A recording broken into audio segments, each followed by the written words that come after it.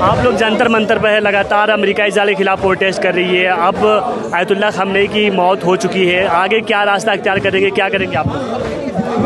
सबसे पहली बात तो हमारे लीडर को अगर हमने खोया है तो उसका ये मतलब नहीं है कि हमने अपना रास्ता भी खो दिया है। उन्होंने हमें एक करेज सिखाया, उन्होंने हमें ये सिखाया कि हमें ऑपरेशन के अगेंस्ट बोलते रहना है। अमेरिका को लग रहा है कि उसने हम लोगों को तोड़ दिया, हम लोग को वीक कर दिया है जस्ट बिकॉज उसने हमसे हमारे लीडर को छीना है। पर हमारे लीडर को एक शहादत नसीब हुई है जो हम लोग के लिए, हम लोग को सिखाया कि हम लोग के खून में शहादत एक बहुत बड़ी चीज़ है। हम लोग को शहादत सबसे मीठी चीज़ ये सिखाई गई है। अगर हम लोग हिस्ट्री में जाएं और इमाम हुसैन की बात करें, वहाँ हमने सिर्फ और सिर्फ ये सोचा कि ऑपरेशन के अगेंस्ट खड़े रहना है और शहादत से हम लोग वीक नहीं हो जाएंगे।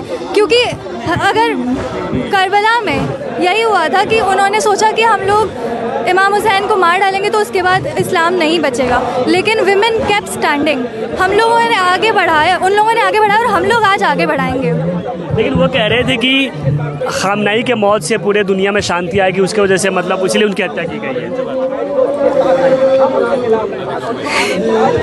सबसे पहली बात तो जो एक्चुअल ऑपरेसर है वो अमेरिका है और नेतन्याहू है। उन्होंने सिर्फ और सिर्फ प्रोपेगेंडा करा है हमेशा।